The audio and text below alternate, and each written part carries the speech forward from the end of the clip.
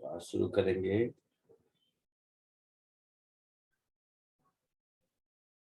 Speed of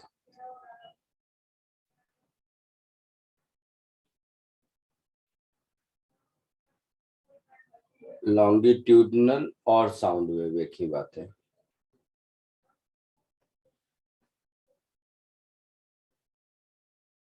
in solids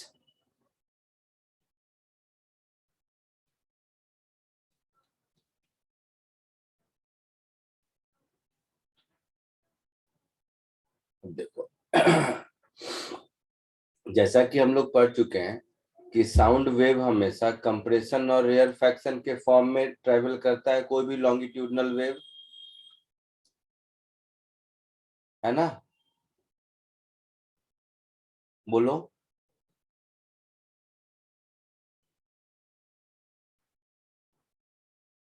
बोल भाई, आवाज आ रही है? सर तो कोई भी लॉन्गिट्यूडनल वेव कंप्रेशन और रेयरफैक्शन के फॉर्म में डिस्टरबेंस ट्रेवल करता है। Yes sir. तो ये एक सॉलिड है। इस सॉलिड में ये क्रॉस सेक्शन, ये एक लेंथ dx लिया, जिसमें सपोज रेयर फैक्शन आया तो ये dx प्लस dy हो गया। ठीक है, तो इसमें चेंज हो गया dy का। तो हम लोगों को ढूंढना है कि इसमें स्पीड ऑफ साउंड वेव क्या होगा। तो ये इलास्टिक मीडियम है, ऐसे समझो। तो हम लोगों को यंग्स मॉडुलस ऑफ इलास्टिसिटी, ये स्ट्रेस अपॉन स्ट्रेन होता है।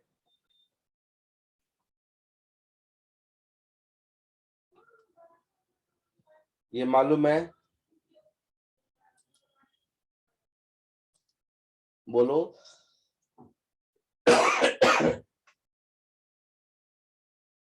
बोलो, स्ट्रेस अपॉन स्ट्रेन होता है।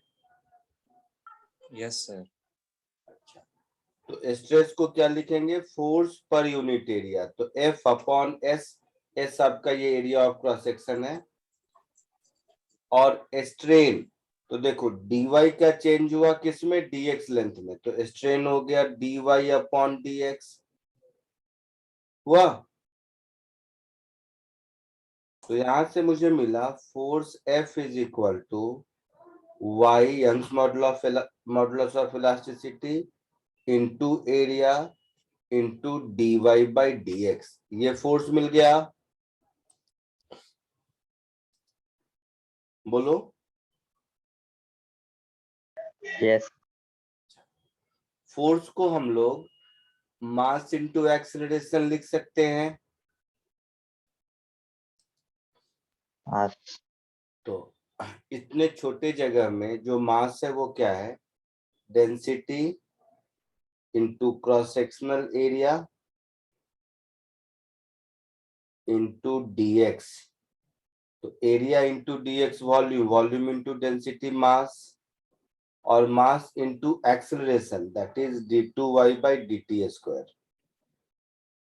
ये मेरा हो गया Young's modulus of elasticity into s into dy by dx। तो ये s कैंसिल हुआ, है ना? तो यहां से मुझे मिल गया d2y by dt square is equal to y upon rho into ये dx इधर ले जाओगे तो ये कुछ ऐसा हो जाएगा, d2y बाई dx स्क्वायर ऐसा। हाँ सर जो नॉर्मल वेव फंक्शन है, पहले लेक्चर में जो बताया था, कोई भी वेव उसके हिसाब से ये कोएफिशिएंट v स्क्वायर होना चाहिए। हाँ सर तो यहां से स्पीड मिल गया under root y upon rho, मिल गया। सर वो dx स्क्वायर के ऊपर dy होगा ना शायद। क्या? dx द होल स्क्वायर के ऊपर dy होगा ना।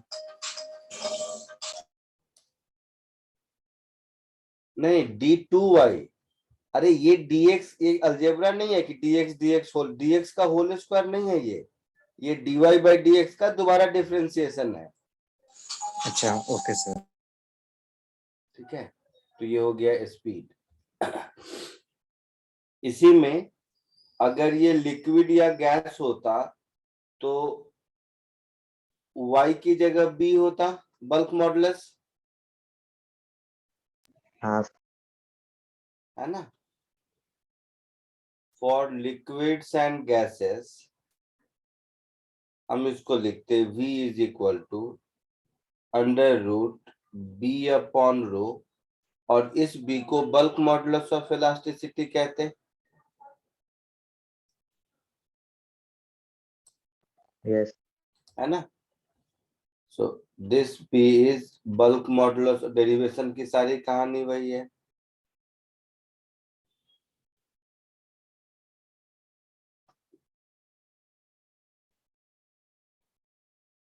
बल्क मॉडुलस ऑफ इलास्टिसिटी,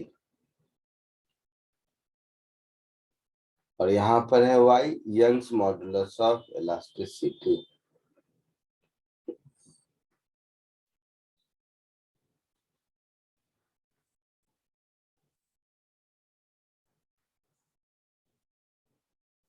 ठीक है। यस सर रो डेंसिटी है ना? हाँ, रो डेंसिटी है दोनों ही केस में। जल्दी से इसको कॉपी कर लीजिए। सर आज खत्म हो जाएगा चैप्टर? नहीं, आज नहीं होगा।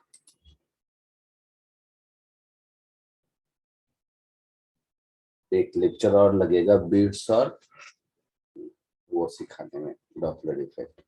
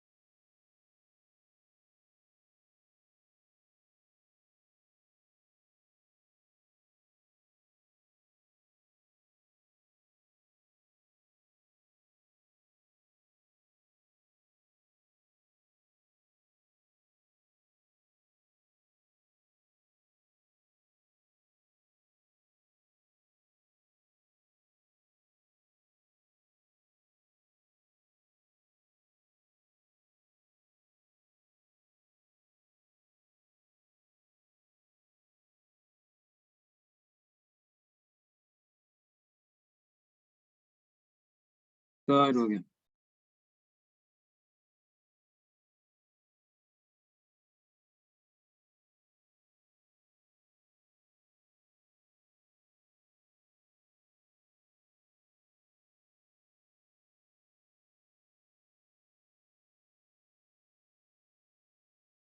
हो गया, आगे बढ़ूं?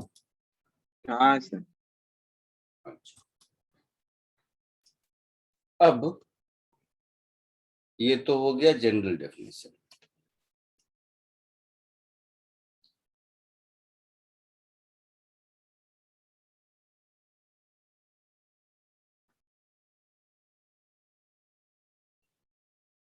Speed of sound wave in gases, ये ऊपर जो किया है वही है, but bulk modulus of elasticity तो प्रोसेस के साथ चेंज होते रहता है ना। तो सबसे पहले न्यूटन ने सजेस्ट किया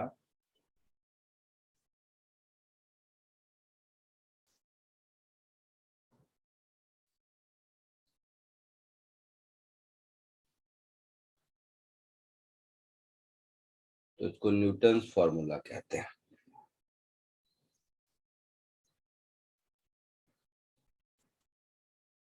न्यूटन का सजेशन था कि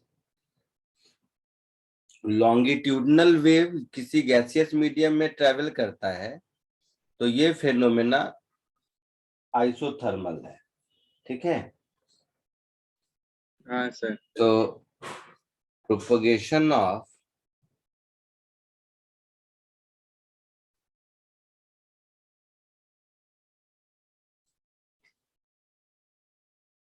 साउंड और longitudinal wave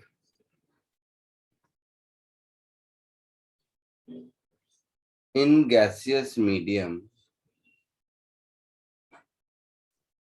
is an isothermal process, ये जंक्शन था।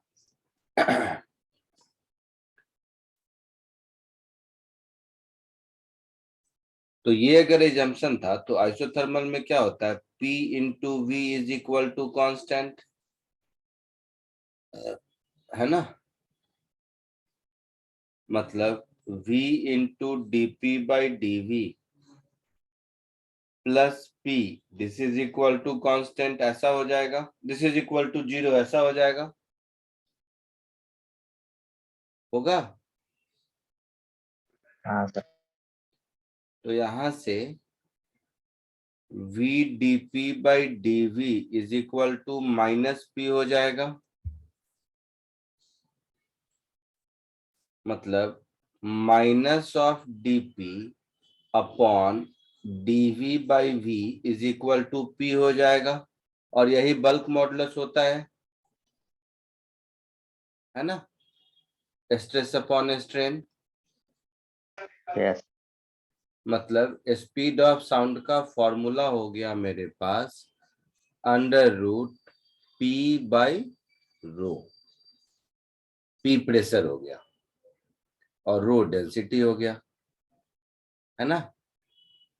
तो इसको और भी लिख सकते हो, P को लिख सकते हैं P और डेंसिटी को लिख सकते हैं mass upon volume. So PV is equal to nRT हो जाएगा। So nRT upon small m total mass upon number of mole, इसको मोलर मास भी कह सकते हैं। So under root RT by m भी कह सकते हैं, है ना। Yes sir. हाँ ये भी कह सकते हैं और RT बाई m भी कह सकते हैं। तो यहाँ पर P क्या है, प्रेशर, m क्या है, मोलर मास,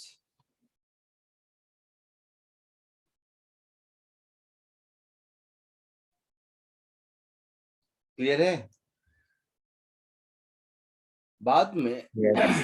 इसमें लैपलास ने करेक्शन किया, उसको लैपलास करेक्शन कहते हैं।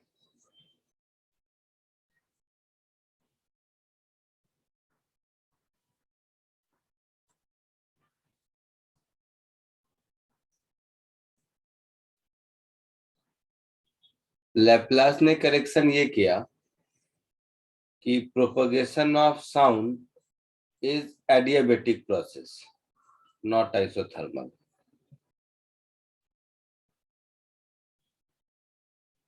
Propagation of sound in gases is an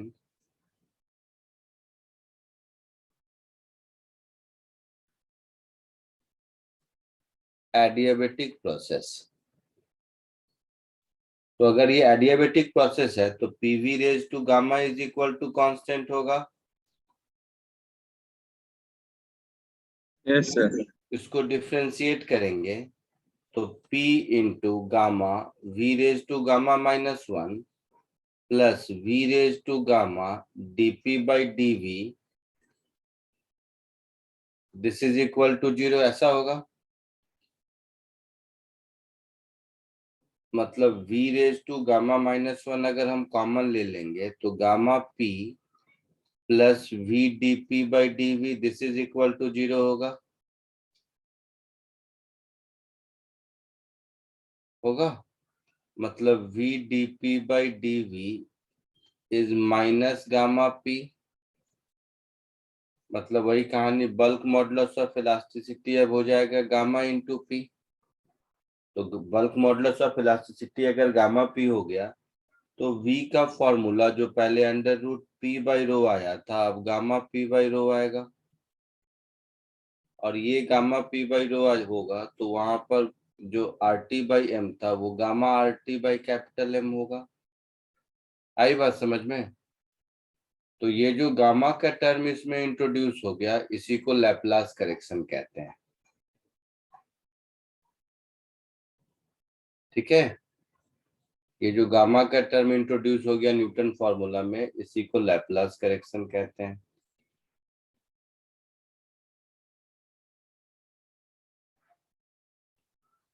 कोई डाउट किसी को? No, नहीं सर। ठीक है, जल्दी इसको कॉपी कर लीजिए।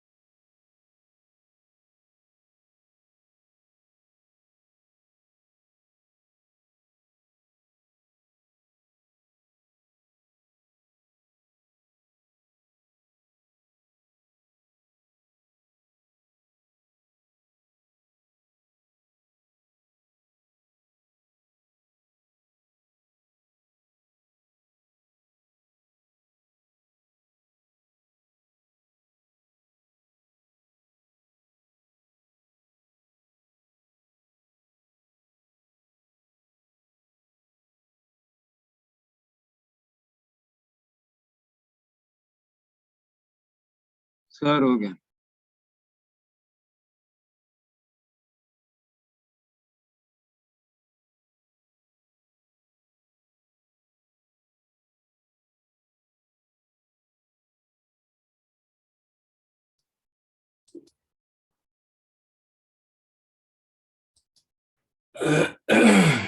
हो गया, आगे बढ़ो। हाँ सर। सर वो एक डाउट था। बोलो। सर वो नाम क्या सेंटेंस था? लाप्ले लैपलास। लैपलास PLACE ना? हाँ, LAPLACE, लैपलास।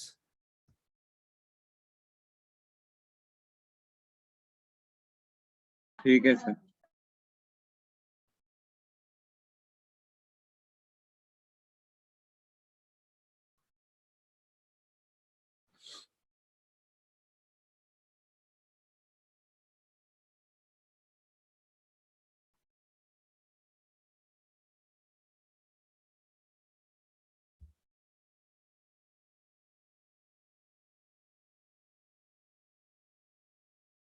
आगे बढ़े, बोलो। हाँ सर बोला ना। अच्छा, ठीक है।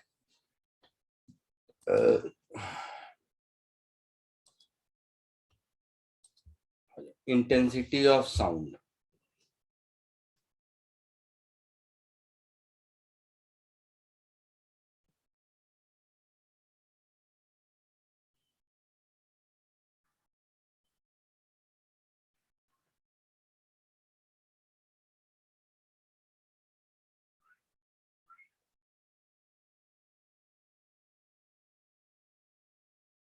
Intensity of sound wave.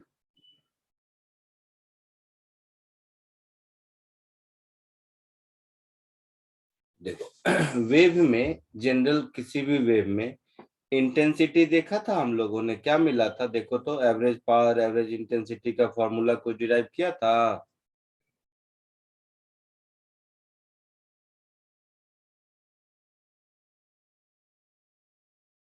बोलो।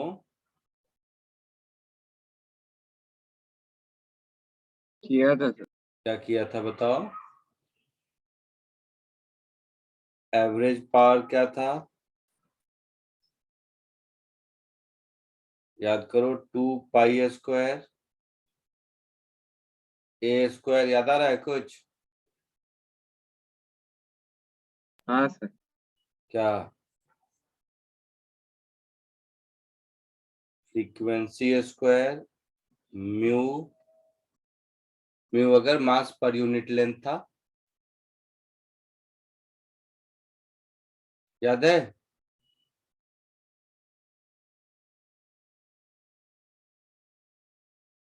Into V, speed of sound. ये एवरेज पावर का फॉर्मूला था। सर ऐसा 1/2 μ A² ω² भी था मतलब। हाँ क्या था बताओ, चलो देखते हैं अभी। Sir 1/2 into. अभी अभी अभी लेक्चर 2 में था या 3 में? 3 में होगा।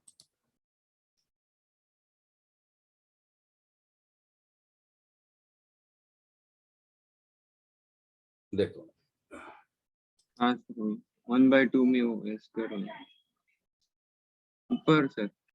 हाँ दिख गया मुझे, यही वाला ना। पावर ना, एवरेज पावर। इंटेंसिटी या पावर, दोनों में से कोई भी देखो, करना ये था ना। तो इसमें क्या करना है? ओमेगा क्या होता है? 2 पाई/लैम्डा, हाँ सर। है ना? तो ओमेगा को 2 पाई करोगे तो 2 का स्क्वायर 4, 4। आई बात समझ में? हाँ हाँ समझ। तो वो वही एक्सप्रेशन है, इसलिए मैंने जानबूझ के पूछा। ठीक है, आया समझ में? हाँ सर। इसमें क्या था? ये मास पर यूनिट लेंथ था म्यू, अगर याद होगा तो। इसमें क्या था? मास पर यूनिट लेंथ था। हाँ सर।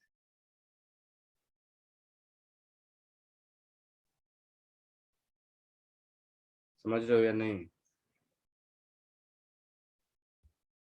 सुनो, अगर तुम्हें दिक्कत हो रहा है तो इसको हटाओ। जो उसमें डिराइव किया था एग्जैक्टली वही कर देता हूँ, चलो।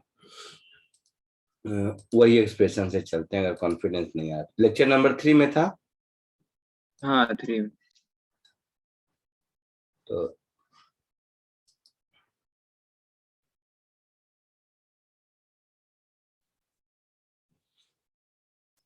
तो यही इंटेंसिटी से स्टार्ट करते हैं। ये वाला एक्सप्रेशन कॉपी कर लेते हैं। कॉपी,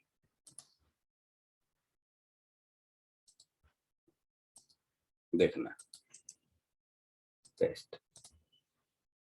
ले, क्या गलत कर दिया?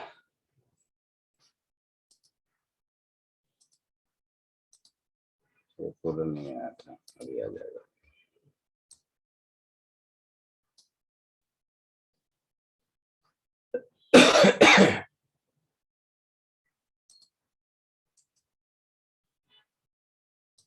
चलो, ये एक्सप्रेशन है, यहां से शुरू करते हैं। ये इंटेंसिटी मिला था,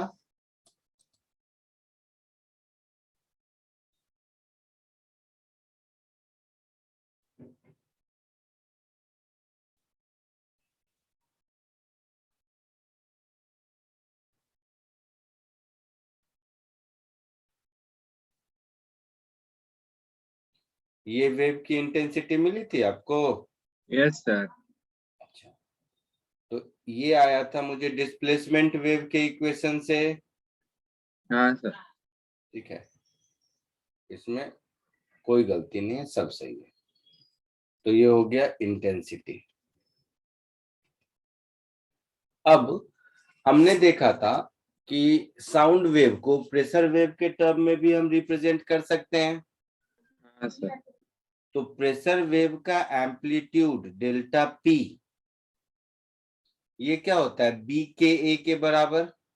हाँ सर, BKMP। बी के ए के बराबर।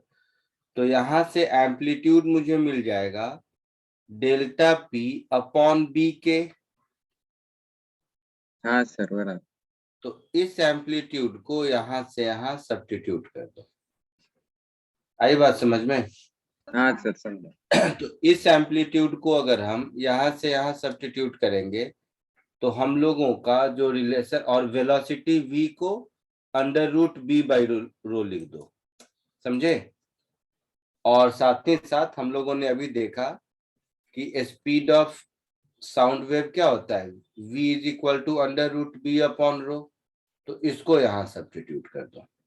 तो इन दोनों को सब्स्टिट्यूट करने के बाद इंटेंसिटी आपको डेल्टा पी के टर्म में ऐसा आएगा कि हाफ डेल्टा पी का होल स्क्वायर, डेल्टा पी या डेल्टा पी नॉट जो भी तुम लोग बोलते होगे, half into delta P not का whole square into V upon 2 beta, ऐसा कर दो। ठीक है, इंटू वी अपॉन 2 बीटा, ऐसा ऐसा ऐसा। ये बीटा मतलब ये बल्क मॉडुलस ऑफ इलास्टिसिटी। देखो थोड़ा इसको अच्छे से बोलते हैं। So intensity will become delta P not का स्क्वायर ऐसा into V upon 2 bulk modulus of elasticity. ये आपको इंटेंसिटी ऑफ साउंड वेव का फॉर्मूला मिल गया। यहां पर भी वॉल्यूम है, वॉल्यूम ऑफ गैस। ठीक है,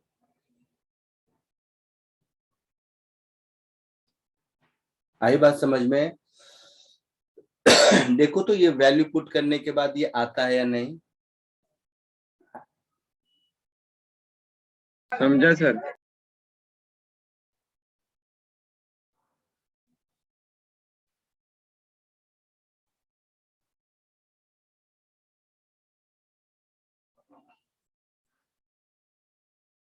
नहीं, वॉल्यूम नहीं, ये स्पीड वाला ही वी है शायद, ऐसा। तो फिर पीवी इक्वल टू एनआरटीटी लिखना पड़ेगा। ये यहाँ पर ये स्पीड वाला भी है ना? हाँ,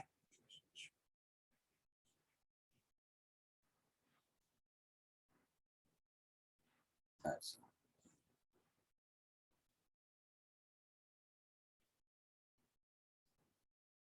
एक बार मुझे बताइए ये एक्सप्रेशन सेम आता है या नहीं आता है, अदरवाइज मैं लिखूंगा। सर आज समझा भाई। आता है। अब क्या है कि जो इंटेंसिटी है, ये देख लो कितना फॉर्मूला है इसमें इंटेंसिटी का चेंज। तो इंटेंसिटी के लेवल को लॉगरिदमिक स्केल पर मेजर करते हैं, जिसको कि हम लोग लाउडनेस कहते हैं। तो लाउडनेस मतलब अब किस साउंड को हम लोग लाउड बोलेंगे, तो 10⁻⁻12 का एक स्टैंडर्ड इंटेंसिटी है, उसको हम लोग एवरेज साउंड बोलते हैं। सो इंटेंसिटी को जिस स्केल से मेजर करते हैं उसको पहली बात लाउडनेस कहते हैं।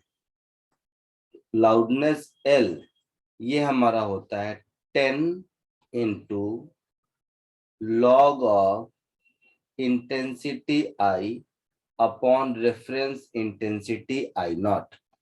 ठीक है, और इस यूनिट को डेसिबल कहते हैं, डीबी डेसिबल पढ़ते हैं।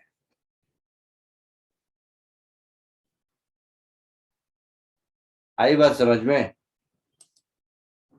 साउंड के लाउडनेस को हम लोग डेसिबल से मेजर करते हैं। जस्ट ये एक यूनिट है ना।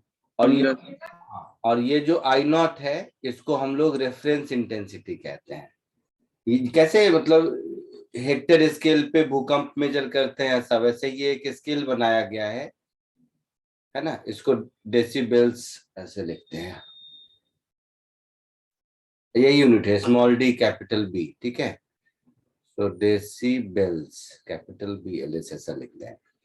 I0 is equal to 10⁻⁻12 what पर मीटर स्क्वायर। इसको रेफरेंस इंटेंसिटी कहते हैं। मतलब इतना साउंड रहेगा तो लाउडनेस 0 हो जाएगा, log 1 0 होता है ना। at I is equal to I0 loudness will become 0, so reference sound हो गया। ये क्लियर है? Yes sir. तो ये जो लाउडनेस है ये जस्ट साउंड के इंटेंसिटी को मेजर करने का एक लॉगरिदमिक स्केल है। Loudness is a measure of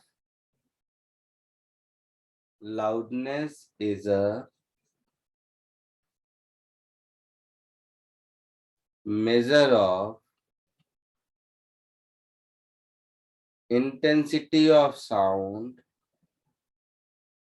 in logarithmic scale।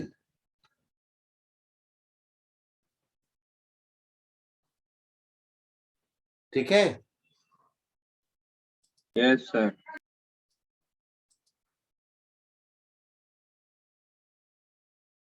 इतना पहले कॉपी कर लो।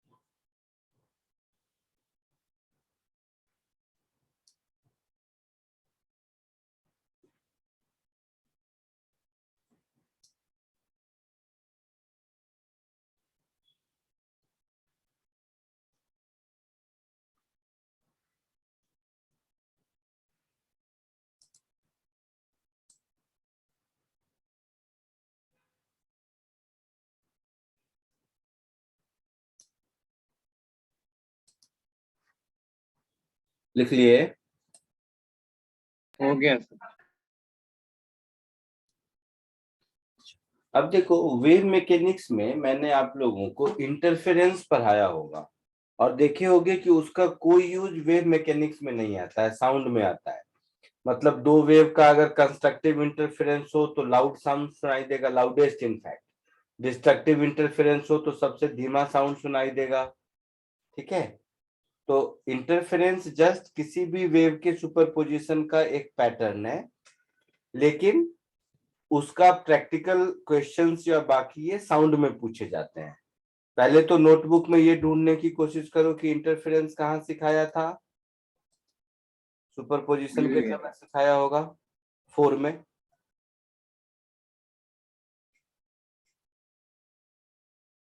या 3 में कहा था? सुपरपोजिशन के फर्स्ट पॉइंट ही है इंटरफेरेंस। हाँ, पहला सुपरपोजिशन इंटरफेरेंस सिखाया होगा। हाँ दूसरा सुपरपोजिशन है वो था आपका स्टैंडिंग वेव। हाँ सही। ये सारे सुपरपोजिशन साउंड में भी होंगे, लेकिन इन सब की थ्योरी वही है, नया थ्योरी नहीं पढ़ना है, ठीक है। साउंड में केवल इसकी प्रैक्टिस करनी है। तो 2-4 क्वेश्चन के साथ हम लोग इंटरफेरेंस और ये बेसिक लाउडनेस ये सब का प्रैक्टिस कर लेते हैं, फिर आगे बढ़ेंगे। जैसे फर्स्ट क्वेश्चन ये इंटरफेरेंस का है, हाँ एकदम फॉर्मूला बेस्ड है। फॉर्मूला देख देख के कोशिश करो करने का। फर्स्ट और सेकंड ये दोनों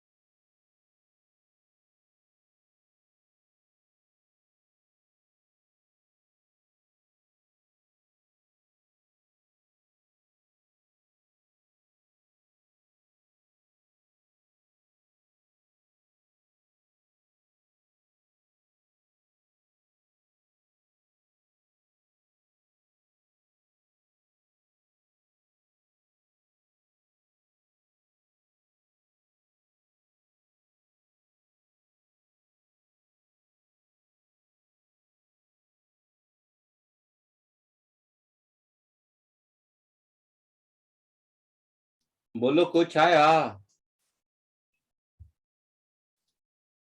फर्स्ट वाला तो आसान है। हाँ सर, ए है क्या आंसर? मैक्सिमम इंटेंसिटी क्या होता है? I square I naught but under root of I. √I1 plus √I2 का होल स्क्वायर, ये आई मैक्स होता है। हाँ सर। और आई मिनिमम क्या होता है? √I1 1 minus. माइनस √I2 का होल स्क्वायर, ऐसा होता है। हाँ सर। तो ये रेशियो है 49/9। Yes sir. तो इन दोनों को डिवाइड कर देंगे तो मुझे मिलेगा 49/9। इसका मतलब हो गया √I1 plus √I2 divided by √I1 minus √I2 is 7/3। √I2 से डिवाइड कर दो तो √I1/I2 plus 1 divided by √I1/I2 minus 1, this is equal to 7/3। Yes sir. तो यहाँ से √I1/I2 दिख रहा है कितना होगा? एक तो कैलकुलेट कर सकते हैं, नहीं तो ऑप्शन में ही देख लो, 25/4 करोगे तो 5/2, यही होगा आंसर शायद।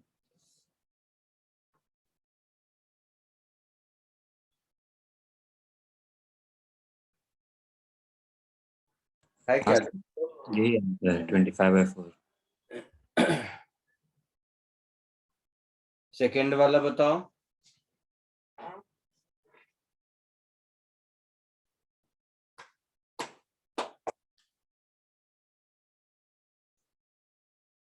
कोई आइडिया?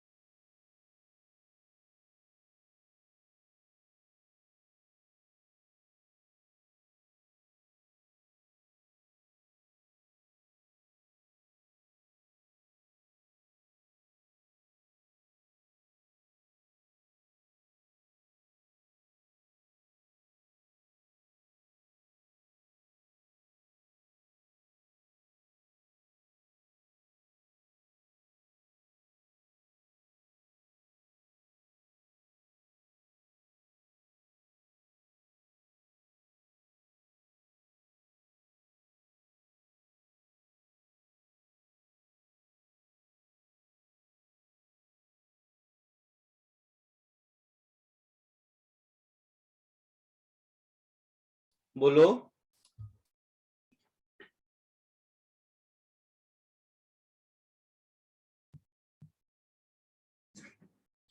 कोई आइडिया सेकेंड वाले का? चलो देखो, ये जो जेट है ये ग्राउंड से 100 मीटर ऊपर फ्लाई करता है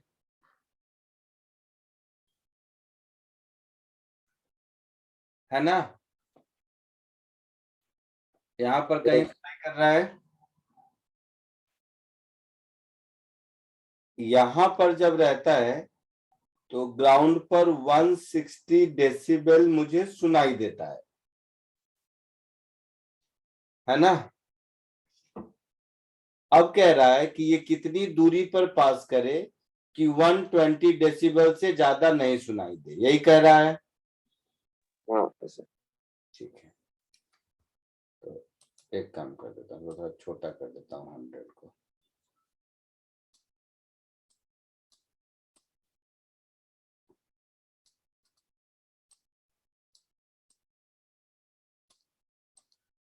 तो मान लो जेट कहीं यहाँ पर है,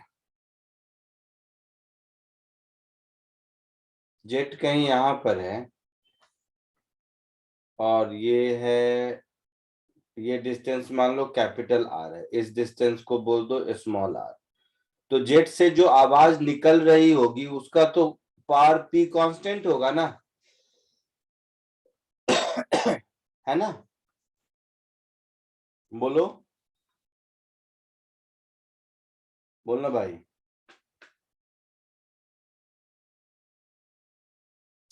जेट से जो आवाज निकल रहा होगा वो तो कांस्टेंट होगा, लेकिन जब हम जेट के नजदीक है तो हमें लाउड लाउड सुनाई देता है, जेट जब हमसे दूर है तो हमें लाउड सुनाई नहीं देता। यही कहानी है। तो इंटेंसिटी इन जनरल क्या होगा, P अपॉन 4πr² होगा। ये जो साउंड निकल रहा है ये आर रेडियस के सर्कल में सबको सुनाई देगा ना, तो इतनी हाँ सर बराबर। एनर्जी इसमें डिस्ट्रीब्यूटेड है। तो हम ऐसा कह सकते हैं, इस इंटेंसिटी को 160 को मान लो I1 कह देते हैं और 120 को I2 कह देते हैं। तो मैं ऐसा लिख दूं वन, अच्छा ये तो डेसिबल है ना, एक मिनट तो रुक जाओ। So 160 is equal to 10 log base 10 I1 upon I0 और 120 is equal to 10 log base 10 I2 upon I0। ऐसा होगा। हाँ दोनों को सब्ट्रैक्ट कर देंगे तो 40 इज इक्वल टू 10 log, अब I1/I2। log a minus log b, log a by b होता है, that is I1 by I2, हाँ सर। That is 4 is equal to log, ऐसे समझो, I1 by I2। तो मेरा I1 अपॉन I2 10⁻⁴ हो जाएगा, होगा? बोलो बोलना भाई। So I1 is proportional to 1 upon 100 metre, 100 metre मतलब 0.1 किलोमीटर का स्क्वायर, और I2 इज प्रोपोर्शनल टू, अच्छा मीटर में ही रख देते हैं, चलो मुझे क्या पता कि किस में आंसर आएगा। तो I1 is 1 upon proportional to 1 upon 100 square and I2 is proportional to 1 upon capital R square, यही R निकालना है मुझे। सो I1 बाई I2 ये मेरा हो जाएगा R अपॉन 100 का होल स्क्वायर, ऐसा होगा। तो इस बात को यहां ये कर दो। सो R square upon 10⁻⁴ is equal to 10⁻⁴. So R is equal to 10⁻⁸ metre.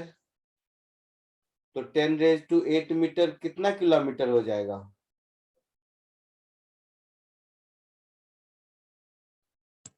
Sir 10⁻⁴ होगा ना? गलत किया क्या? हाँ हाँ 10⁻⁴ होगा, ये 8 नहीं, 448 R² हो जाएगा, तो उसका रूट है, तो 10⁻⁴ मीटर हो जाएगा।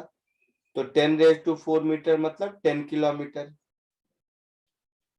आया समझ में?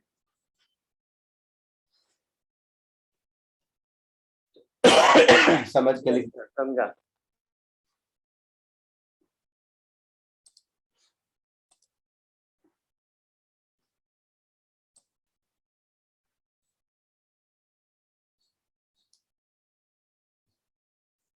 इंटरफेरेंस के मैं कुछ और क्वेश्चन कराता हूँ, क्योंकि इंटरफेरेंस नॉर्मल वेव में नहीं था, इसीलिए। आगे बढ़े? सर कॉपी करना है। जल्दी कर, जैसे ही हो जाए आवाज दो।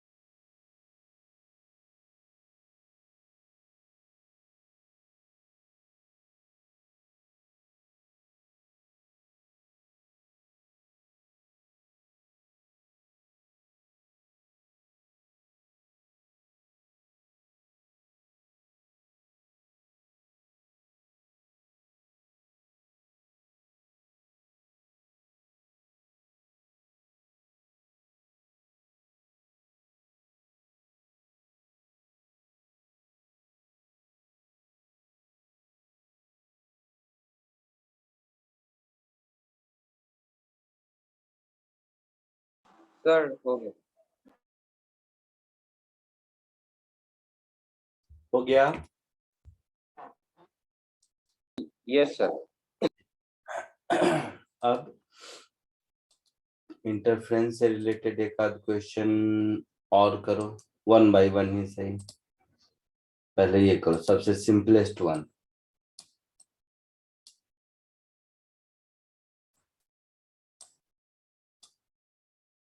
थर्ड।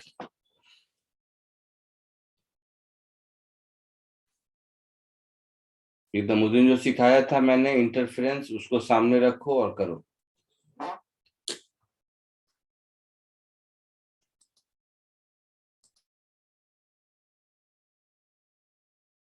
जल्दी 2-2 मिनट में, जो नहीं हो पूछते चलो फटाफट।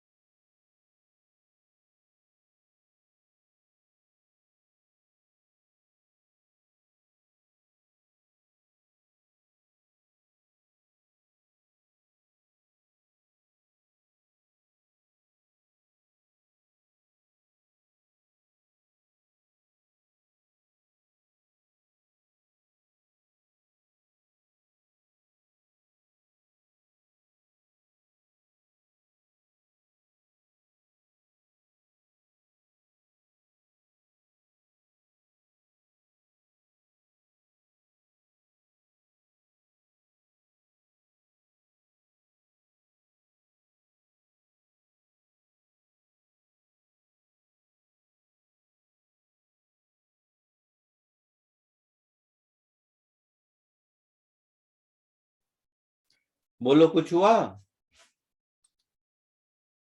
सर सी है क्या आंसर? 3। देख लेते हैं। 10 4 7 फेज डिफरेंस पाई बाई 2 पर, कुछ नहीं, वेक्टर सम करना है।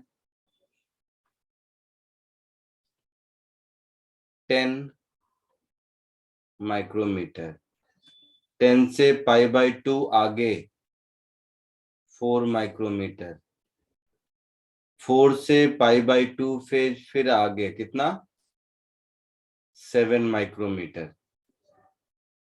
तो इंटरफेरेंस में देखा था ना, वेक्टर सम के रिजल्टेंट का जैसा आंसर आता है, बोलो। तो ये दोनों मिला के ऐसा हो गया 10 माइनस 7, 10 माइनस 7 मिला के 4 माइक्रोमीटर,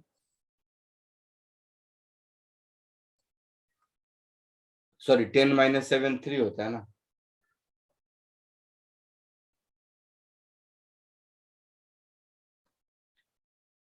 और ये 4 माइक्रोमीटर। तो इन दोनों का रिजल्टेंट क्या होगा, बोलो। इन दोनों का रिजल्टेंट क्या होगा, 5। 5 माइक्रोमीटर होगा। सो 5 माइक्रोमीटर आंसर आया समझ में? हाँ हाँ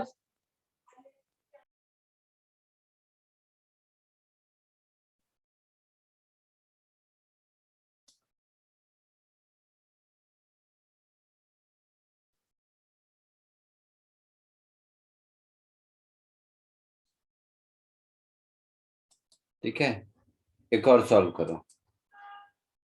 अभी जो दे रहा हूं क्वेश्चन, इसके थ्रू एक छोटा सा थ्योरी भी सीखेंगे।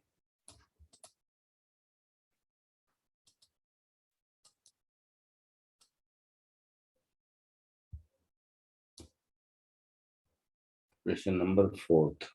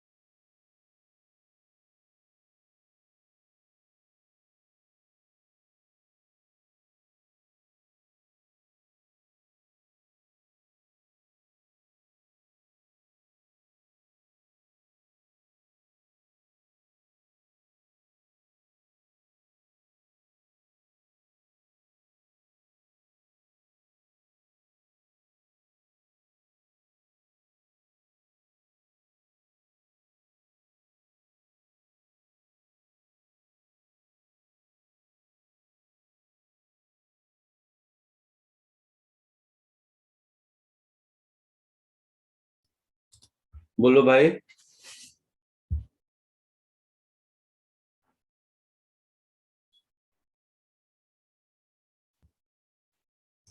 देखो इसके पास ये जो पर्सन पी है, इसके पास दो वेव आ रहा है ना। बोलो, एक डायरेक्टली यहां से यहां आ रहा है ना। कितना डिस्टेंस चल के? 6 मीटर डिस्टेंस चल के। तो एक ने डिस्टेंस ट्रेवल किया 6 मीटर। जो दूसरा वेव आया वो कितना ट्रेवल किया? तो ये 5 मीटर, फिर ये 5 मीटर, 10 मीटर। समझ रहे हो? हाँ सर। तो दूसरा वेव डिस्टेंस ट्रेवल किया 10 मीटर। ये दो वेव का यहां पर इंटरफेरेंस हुआ, है ना। अच्छा, जो सिखाना है वो ये कि यहां पर रिफ्लेक्शन हुआ है ना। तो जब भी कभी हार्ड बाउंड्री से रिफ्लेक्शन होता है तो फेज चेंज होता है। ये चीज मुझे नहीं सिखानी है। If a wave is getting reflected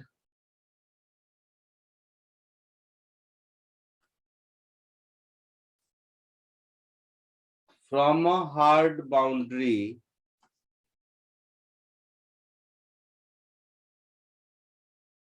then it suffers a phase change of pi। ठीक है,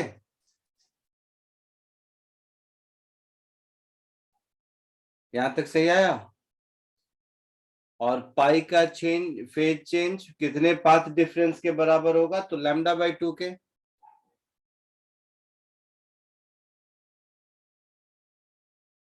चलो चलो इधर देखो अब।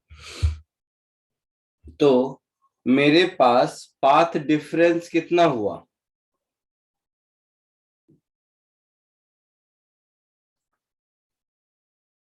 10 - 6 दैट इज 4 मीटर। 4 मीटर का पाथ डिफरेंस है।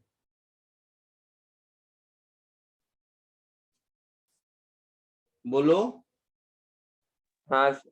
अच्छा, और साथ ही साथ पाई का फेज डिफरेंस भी है।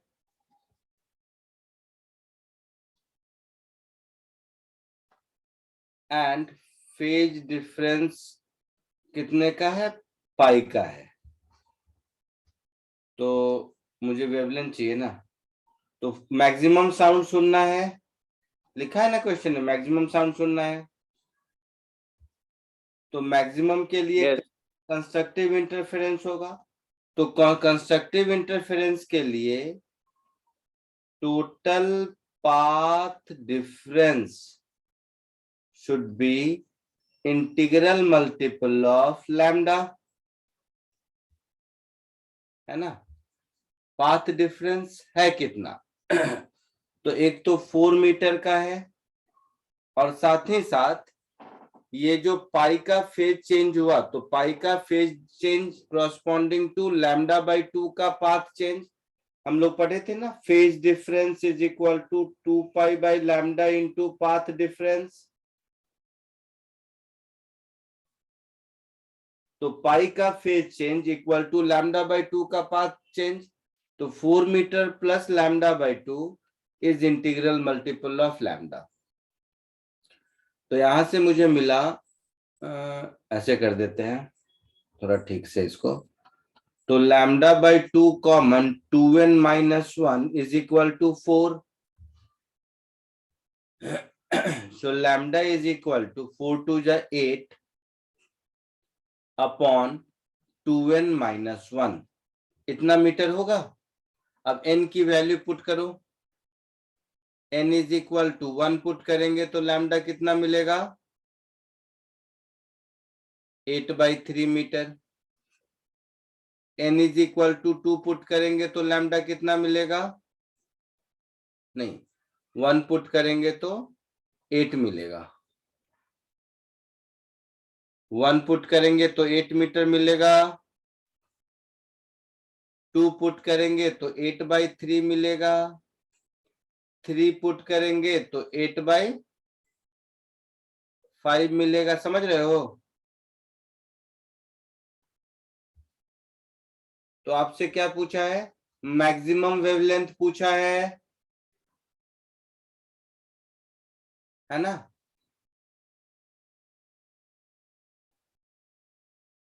तो मैक्सिमम वेवलेंथ तो 8 होना चाहिए।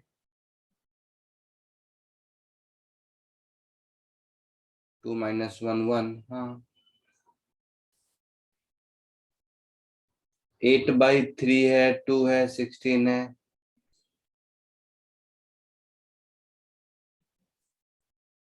एक मिनट और रुक जाओ।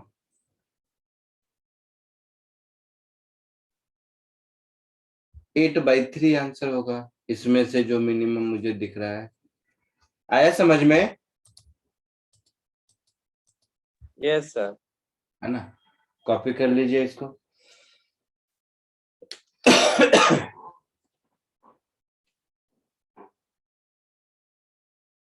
सर अपने सेकंड स्टेप में m कॉपी लिखा है।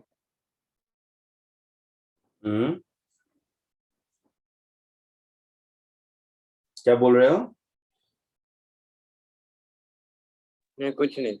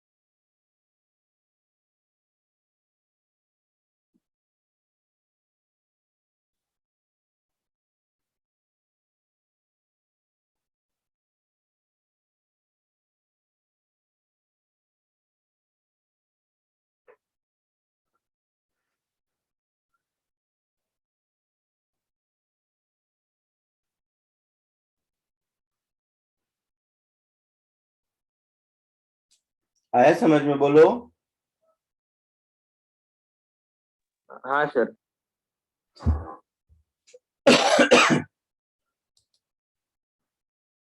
ठीक है, चलो आज के लिए इतना ही, बाकी नेक्स्ट लेक्चर में मिलते हैं। Thank you sir. और कितने लेक्चर लेंगे एक लेक्चर में हो जाना चाहिए खत्म। सर? और हमारा अभी क्या बाकी है पोर्शन में? कुछ नहीं बाकी है, फिजिक्स में कुछ नहीं बाकी है। फिजिक्स में सर कुछ तो कंडक्टर्स बोल रहे थे, सेमी कंडक्टर। सेमीकंडक्टर तो वो तो सर पढ़ा रहे होंगे ना तुम लोगों को, मॉडर्न अभी फिजिक्स। तक नहीं, मॉडर्न फिजिक्स हो गया। हाँ तो उसके बाद सेमीकंडक्टर हो जाएगा। ठीक है sir. Thank you sir, bye.